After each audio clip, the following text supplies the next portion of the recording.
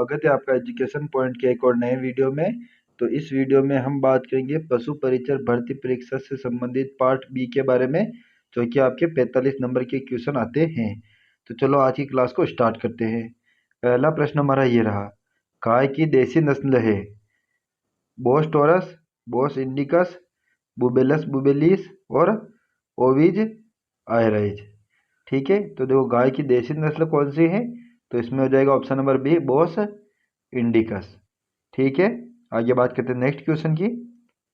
Question number 2, गाय की विदेशी नस्ल है Bos taurus, Bos indicus, Bubalus bubalis और इनमें से कोई नहीं।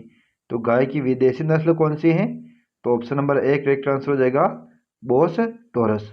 ठीक है, और बोस इंडिकस ये क्या है, तो ये है गाय की देसी नस्ल, जो कि अभी हमने पढ़ा था।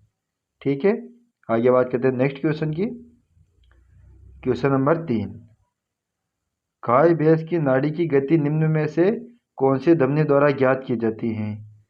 मैक्सिलरी धमनी, फेमोरल धमनी, कोक्सीजियल धमनी और इनमें से कोई नहीं। तो देखो गाय या भैंस की जो नाड़ी होती है उसकी गति ये कौन सी धमनी द्वारा ज्ञात की जाती है, तो option number C correct answer हो जाएगा कोक्सीजियल धमनी। ठीक है, आगे बात करते हैं नेक्स्ट क्वेश्चन की। क्वेश्चन नंबर 4, भेड़ व बकरियों के समूह को क्या कहा जाता है?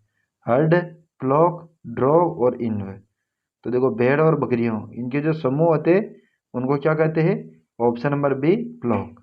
ठीक है, तो इस जो ये जो क्लास होने वाली है इसमें जो आपके 45 नंबर का पार्ट भी आता है पशुधन परीक्षा में, ठीक है, पार्ट बी, उससे संबंधित 45 नंबर के जो मैटर आते हैं उनके बारे में हम डिस्कस कर रहे हैं। ठीक है, आगे बात करते हैं नेक्स्ट क्वेश्चन की। क्वेश्चन नंबर 5, भेड़ों में प्रजनन की क्रिया को वैज्ञानिक तौर पर क्या कहा जाता है? काविंग, टंपिंग, सर्विंग और किडिंग। तो भेड़ों में जो प्रजनन की क्रिया है उसे वैज्ञानिक तौर पर क्या कहा जाता है? ऑप्शन नंबर बी टपिंग। ठीक है, आगे बात करते हैं नेक्स्ट क्वेश्चन की। क्वेश्चन नंबर 6, सूअरों में प्रौढ़ नर को क्या कहा जाता है? रैम, बक, बूल और बोअल। तो सूअरों में जो प्रौढ़ नर होते हैं उन्हें कहते हैं आपके ऑप्शन नंबर डी बोअल। ठीक है, आगे बात करते हैं नेक्स्ट क्वेश्चन की। तो देखो अगला प्रश्न नंबर 7, एक स्वस्थ गाय का शारीरिक तापमान सेल्सियस में कितना होता है? 30 degree Celsius, 38.5 degree Celsius, 45 degree Celsius और 45.5 डिग्री सेल्सियस। तो एक स्वस्थ गाय का शारीरिक तापमान कितना होता है सेल्सियस में, तो ये हो जाएगा आपके option number B 38.5 degree Celsius. ठीक है, आगे बात करते हैं नेक्स्ट क्वेश्चन की। क्वेश्चन नंबर 8, पशुओं में दो मध्यकालों के बीच की अवधि कहलाती है? ऋतुमय, डायस्ट्रस, यौवनावस्था और मध्यचक्र। तो पशुओं में जो दो मध्यकाल होते हैं उनकी बीच की अवधि को क्या कहते हैं? ऑप्शन नंबर डी मध्यचक्र। ठीक है, आगे बात करते हैं नेक्स्ट क्वेश्चन की। क्वेश्चन नंबर 9, मध्यचक्र की अंतिम अवस्था कहलाती है? ऋतुमय, डायस्ट्रस, यौवनावस्था या इनमें से कोई नहीं। तो मध्यचक्र की जो अंतिम अवस्था है वो क्या कहलाती है, तो ये हो जाएगा आपके ऑप्शन नंबर बी डायस्ट्रस। ठीक है, आगे बात करते हैं नेक्स्ट क्वेश्चन की। क्वेश्चन नंबर 10, विश्व में कृत्रिम गर्भाधान की शुरुआत 1777 में किसके द्वारा की गई है? ठीक है, डॉक्टर संपत कुमार के द्वारा, लाफार्ज, लियोनार्डो के द्वारा, रॉबर्ट बेकवेल के द्वारा और इनमें से कोई नहीं। तो देखो विश्व में कृत्रिम गर्भाधान की शुरुआत कब हुई? 1777 में। और किसके द्वारा हुई? तो option number B Lafarge, Leonardo द्वारा। ठीक है, अगर डॉक्टर संपत कुमार पूछे तो इन्होंने भारत में कृत्रिम गर्भाधान की शुरुआत की। ठीक है, भारत में कृत्रिम गर्भाधान की शुरुआत किसने की? डॉक्टर संपत कुमार ने। कब की? 1939 में। ठीक है, आगे बात करते हैं नेक्स्ट क्वेश्चन की। क्वेश्चन नंबर 11, तो क्वेश्चन नंबर 11 है, भारत में कृत्रिम गर्भाधान 1939 में पहली बार किसके द्वारा किया गया है? डॉक्टर संपत कुमार, के एल चड्डा, नॉरफॉग और एच बेनेट। तो देखो मैंने अभी बताया आपको, तो भारत में कृत्रिम गर्भाधान इसकी शुरुआत कब हुई? 1939 में। और किसके द्वारा हुई? Option number A doctor Sampath Kumar के द्वारा। ठीक है, आगे बात करते हैं नेक्स्ट क्वेश्चन की। क्वेश्चन नंबर 12, गाय के दूध में हल्का पीलापन का कारण है कैसीन, लैक्टोज, कैरोटीन और वसा। तो गाय के दूध का हल्का पीलापन ये किसके कारण होता है? तो ये हो जाएगा आपके ऑप्शन नंबर सी, कैरोटीन के कारण। ठीक है, आगे बात करते हैं नेक्स्ट क्वेश्चन की। क्वेश्चन नंबर 13, साहिवाल नस्ल की गाय का उद्गम स्थल निम्न में से कौन सा है? ठीक है, रोहतक हरियाणा, नागौर राजस्थान, सिंध और मोंटगोमरी पाकिस्तान। तो साहिवाल नस्ल की गाय इसका उद्गम स्थल कौन सा है? Option number D correct answer हो जाएगा, मोंटगोमरी पाकिस्तान। आगे बात करते हैं नेक्स्ट क्वेश्चन की। क्वेश्चन नंबर 14, थारपारकर नस्ल की गाय का उद्गम स्थल निम्न में से कौन सा है?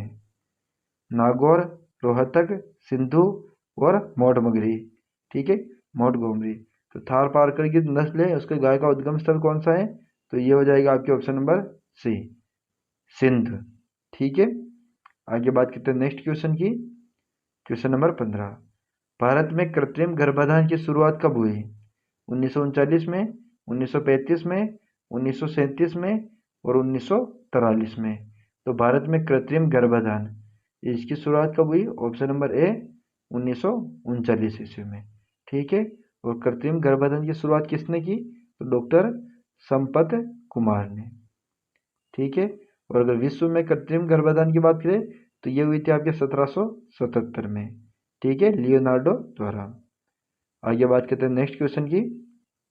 क्वेश्चन नंबर 16, मुर्रा भैंस व सूरती भैंस के संयोग से विकसित नस्ल या विकसित भैंस की नस्ल हैं गोदावरी, नीली रावी, भदावरी और मेहसाना। तो मुर्रा भैंस और सूरती भैंस इन दोनों के संयोग से जो विकसित जो भैंस की नस्ल है वह है आपके ऑप्शन नंबर डी, मेहसाना। ठीक है, आगे बात करते हैं नेक्स्ट क्वेश्चन की। क्वेश्चन नंबर 17, निम्न में से कौन से पशु को गरीब की गाय कहा जाता है? बकरी को, भेड़ को, गाय को और भैंस को। तो देखो गरीब की गाय ये किसे कहा जाता है? तो ये हो जाएगा आपके ऑप्शन नंबर ए, बकरी को। ठीक है, बकरी को गरीब की गाय के नाम से भी जाना जाता है। आगे बात करते हैं नेक्स्ट क्वेश्चन की। क्वेश्चन नंबर 18, भारत में सर्वाधिक ऊँटों की संख्या कहाँ पाई जाती है? गुजरात में, राजस्थान में, उत्तर प्रदेश में और पंजाब में। तो भारत में सर्वाधिक ऊँटों की संख्या ये कहाँ पर है? Option number B correct answer हो जाएगा, राजस्थान में। ठीक है, आगे बात करते हैं नेक्स्ट क्वेश्चन की। क्वेश्चन नंबर 19, निम्न में से किस पशु को रेगिस्तान का जहाज भी कहा जाता है? घोड़ा, ऊदबिलाव, रेगिस्तानी नेवला और ऊँट। तो देखो रेगिस्तान का जहाज किसे कहते हैं? ऑप्शन नंबर डी, ऊँट को कहते हैं। ठीक है, आगे बात करते हैं नेक्स्ट क्वेश्चन की। क्वेश्चन नंबर 20, खेल या लड़ाई के लिए मुर्गियों की कौन सी नस्ल प्रसिद्ध है? हेम्पशायर, असील, कड़कनाथ और व्हाइट लेगहॉर्न। तो देखो खेल या लड़ाई के लिए मुर्गी की कौन सी नस्ल प्रसिद्ध है? तो ऑप्शन नंबर बी, असील। ठीक है, असील जो मुर्गी की नस्ल है वह खेल या लड़ाई के लिए प्रसिद्ध है। आगे बात करते हैं नेक्स्ट क्वेश्चन की। क्वेश्चन नंबर 21, विश्व की सर्वाधिक अंडे देने वाली मुर्गी की नस्ल निम्न में से कौन सी है? सबसे ज़्यादा अंडे देने वाली मुर्गी की नस्ल कौन सी है? हेम्पशायर, प्लाईमाउथ रॉक, कड़कनाथ और व्हाइट लेगहॉर्न। तो सर्वाधिक अंडे देने वाली है option number D, white leghorn. ठीक है, आगे बात करते हैं नेक्स्ट क्वेश्चन की। क्वेश्चन नंबर 22, राष्ट्रीय डेयरी विकास बोर्ड की स्थापना कब हुई थी?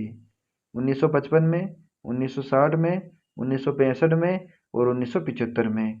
तो राष्ट्रीय डेयरी विकास बोर्ड इसकी स्थापना कब हुई? तो ऑप्शन नंबर सी, 1965 ईस्वी में। ठीक है, आगे बात करते हैं नेक्स्ट क्वेश्चन की। क्वेश्चन नंबर 23, मुर्गी के अंडे की गुणवत्ता का टेस्ट किसके द्वारा किया जाता है? TZ टेस्ट द्वारा, कैंडलिंग द्वारा, कैपोनाइजेशन द्वारा या इनमें से कोई नहीं। तो मुर्गी के अंडे की गुणवत्ता का टेस्ट, ठीक है, तो अंडे की गुणवत्ता का टेस्ट किससे किया जाता है? तो option number B, candling test द्वारा। ठीक है, आगे बात करते हैं नेक्स्ट क्वेश्चन की। क्वेश्चन नंबर 24, मुर्गी की प्रमुख बीमारी रानीखेत कौन से वायरस द्वारा फैलती हैं? तो ये हो जाएगा अभी बोरेलियोटा वायरस, पैरामिक्सो वायरस, मेरेक्स वायरस और एवियन इन्फ्लुएंजा। तो मुर्गियों में जो बीमारी है रानीखेत, ये रानीखेत बीमारी कौन से वायरस से होती है? तो ऑप्शन नंबर बी हो जाएगा पैरामिक्सो वायरस द्वारा। ठीक है, आगे बात करते हैं नेक्स्ट क्वेश्चन की और आज के अंतिम प्रश्न की। प्रश्न नंबर 25, दुग्ध उत्पादन में भारत का विश्व में कौन सा स्थान है? प्रथम स्थान, द्वितीय स्थान, तृतीय स्थान और चतुर्थ स्थान। तो देखो दुग्ध उत्पादन में भारत का विश्व में कौन सा स्थान है? Option number A correct answer हो जाएगा प्रथम स्थान। ठीक है, तो ये रहा दोस्तों हमारा आज का वीडियो, जिसमें हमने बात की जो पशुधन भर्ती परीक्षा के बाद पार्ट बी के बारे में। ठीक है, जो कि आपके 45 नंबर का क्वेश्चन आते हैं उसमें से, और ये हमारी इससे संबंधित दूसरी क्लास थी। ठीक है, तो आप हमें कमेंट करके ज़रूर बताइए कि वीडियो आपको कैसा लगा। अगर वीडियो पसंद आया हो तो वीडियो को लाइक करें और चैनल पर नए हो तो चैनल को सब्सक्राइब करें। थैंक यू, जय हिंद, जय भारत।